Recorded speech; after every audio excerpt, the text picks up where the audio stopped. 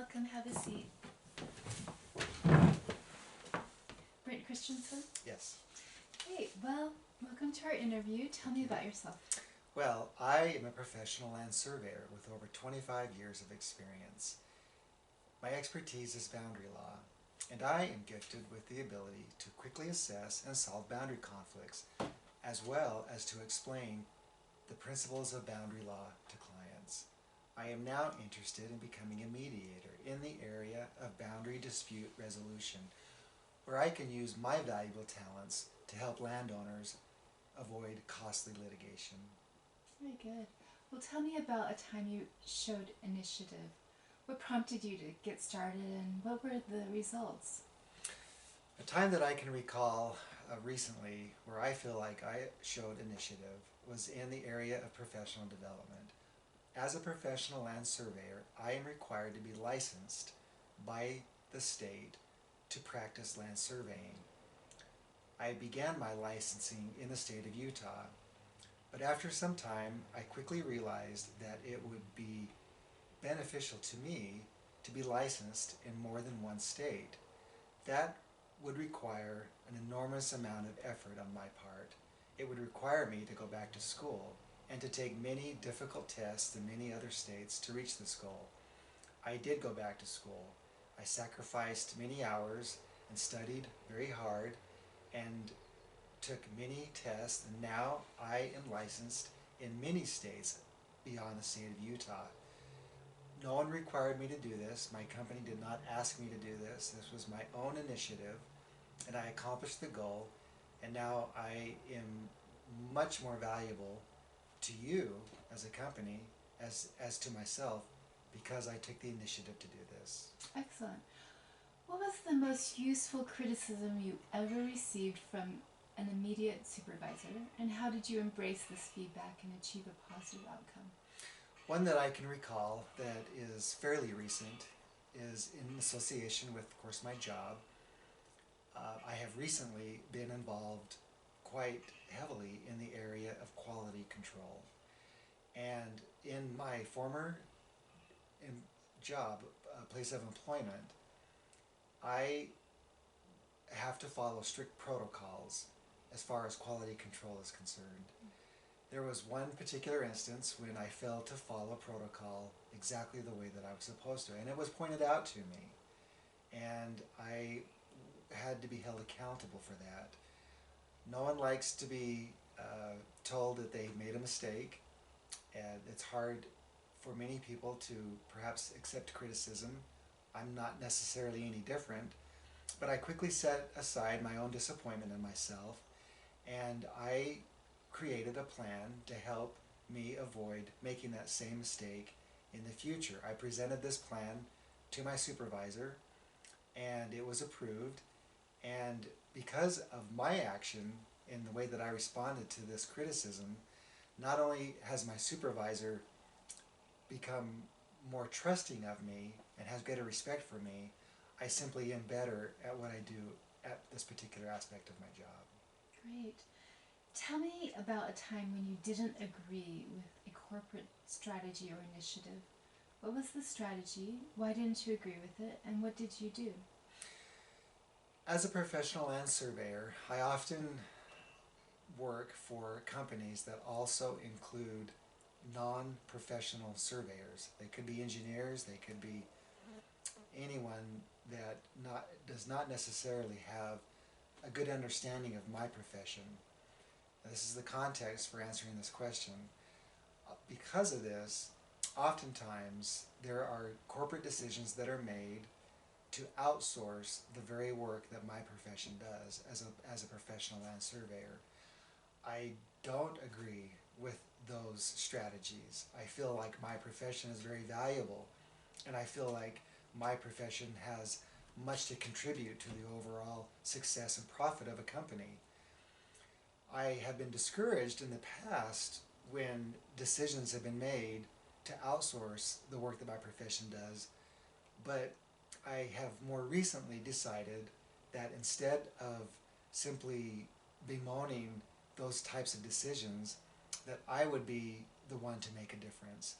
I realize that I need to educate the people that I work with to help them understand the value of my profession, that it's up to me to help them realize and to see the vision of what my profession can do and why it's so valuable. And I have made an effort to do that, not only with those tasked with making the decisions in my company, but with my peers as well, and with my clients. In all of these three areas, I know that if I can educate and I can help people understand that I can help my profession make a difference wherever I am working. Very good. Think of an example when one of your customers was not pleased with something you or your team did. What was the situation and how did you recover?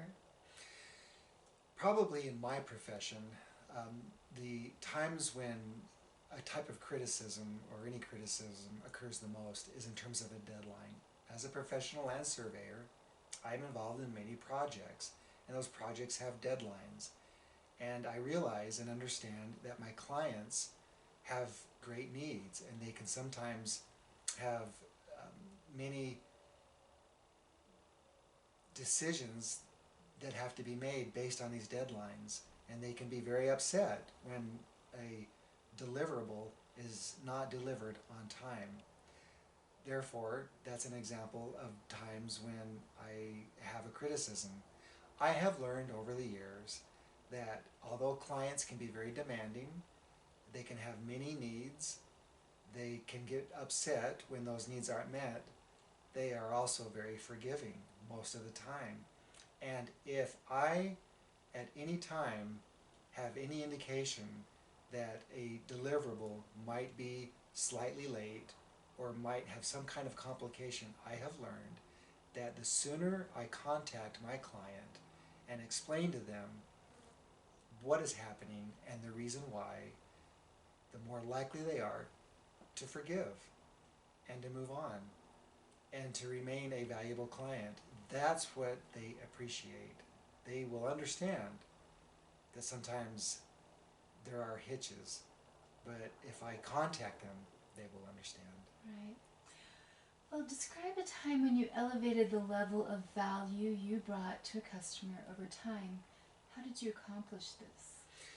One example that I can think of is in the area of my deliverables. As a professional land surveyor, maps and plats are what I prepare and I deliver. Generally, those are large sized maps and plats, but occasionally they have to be in a smaller size depending on the situation. The trick is to take information that can be contained in this size and put it into this size. I have made great efforts to be able to elevate the ability to put information on a small size plat and keep it clean, keep it understandable, keep it concise, keep it legal, but be able to provide that information in the smaller size as necessary. I have accomplished this in many areas, and I have received over the years much praise and respect for my ability to do this. I have absolutely elevated the quality of a product in this context for my clients. Fabulous. Describe a time when you were able to convince a skeptical or resistant customer to prescribe a medication you were promoting. What was the barrier and what was the commitment you gained? As I explained in the beginning of this interview, I am an expert at boundary law, and I'm also interested in becoming a mediator in the area of boundary dispute resolution. So this is an interesting question, and this question uses the words medication and prescribe. Well, in my profession, I would say that the illness that are sometimes part of land surveying are the boundary disputes, the boundary conflicts. When two neighbors are not getting along because there is a discrepancy or a disagreement about where that boundary is, as a land surveyor, I offer the medication, I offer the prescription, and what that requires sometimes is being able to convince a property owner to perhaps be flexible in terms of where the boundary is. We have great self-interest in our property. We don't like to give any of it up freely. Occasionally, to be able to resolve a boundary conflict, it takes some flexibility, it takes some give on each side.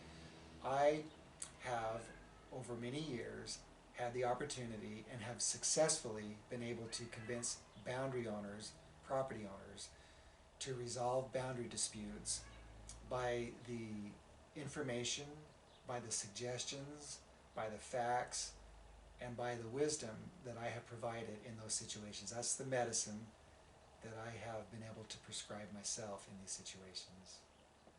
Okay. Tell me about a time when you identified a new, unusual, or different approach for addressing a problem or task. How did you come to the solution? What was the outcome? I'm going to go back to the area of quality control, which I have mentioned before is an area that I have been heavily involved with more recently. When I started performing quality control on our survey deliverables, I noticed that the level of review of plats and maps was not sufficient and that it could go much deeper. I resolved to come up with a process that involved many different tools for reviewing and checking a plat in all areas, both in syntax, both in cosmetics, both in actual measurements, and using the computer software tools that are available to give a much more thorough and deep review of a map or plat. And I quantified this so that anyone after me would be able to perform a similar review. The result is that the quality of the deliverables that have come out of my department have increased significantly, and the clients notice that. Excellent. Tell me about your most recent business plan. How is it organized and implemented? Describe a time when you took it upon yourself to make a change to your business plan. What was the change and why did you make it? In my profession, a business plan is not individual. It's actually a company plan. And in the past, I have worked for companies that have had business plans that focus on new construction of roads or utilities or residential development. My business plan that I have come up with on my own recently expands the areas of work in my profession to not just include construction of new projects, but the maintenance and the as-built situation of continuing projects and projects that exist now. I have felt that there is a great market advantage in pursuing and focusing on those areas as well as new construction. My business plan would expand to include those areas which are less affected by the ups and downs of markets. And I feel that it is a focus that I could bring to this company if I were hired. Good. Well, describe your level of competitiveness. Tell me about a specific situation where your competitiveness helped you achieve better results than your peers. I'm going to answer this question by using an analogy. I think you might be familiar with the Utah Jazz and two former players that were very successful and well known, John Stockton and Carl Malone. Both were very competitive, but they were very different. Carl Malone was known for making many points. John Stockton was known for making many assists to help Carl Malone make many points. I am competitive, but I am competitive in a team way. I am very interested, and in fact, I am as much interested in helping my teammates make their shots and succeed through my assists as I am in making my own shots. At the end of the day, I am certain that John Stockton was as proud of the assists that he made as he was of the shots that he made. That's the kind of competitor that I am. I am a team competitor, and that's what I would bring to this company. That's great. What do you feel you have to offer above the average employee when it comes to accomplishing your daily responsibilities and goals? Can you share a specific example? I'm going to answer this question by first letting you know that my greatest priority is spending time with my family. Now, having said this, I will tell you that my greatest asset, I believe, as an employee, is my work ethic and my integrity. For example, in my profession, as I have mentioned before, I work on projects that have deadlines. Some of these projects are quite large and they're quite involved, and they require a lot of time and effort in a very short time requirement. It often requires me to work, to be willing to work, not only through lunch or late into the evening, but perhaps also on Saturdays and Sundays. I have always recognized that getting a project done on time and with the highest quality possible is what I need to do, and it will help the client have trust and respect for my company, and the work will keep returning. It's a great sacrifice, but it's a sacrifice I have always been willing to make. And again, I will say that I make it in the context of you knowing that my priority in my life is spending time with my family. Very good. Well, do you have any questions for me? Yes, I do. I am interested to know about your safety program or your safety culture at your company. Can you give me some insight on how important safety is to your company? Yes, we have a box of Band-Aids in our cabinet. Wonderful. I really appreciate that. Thank you for the opportunity for me to present myself to you. I am confident that my many years of experience, my work ethic, my integrity, my focus on my expertise, the many licenses that I have, the ability that I have to explain and to teach and to produce quality products makes me qualified and a great asset to your company. I look forward to working with you, and I again appreciate the opportunity that we had to meet together. Me too. Thank you.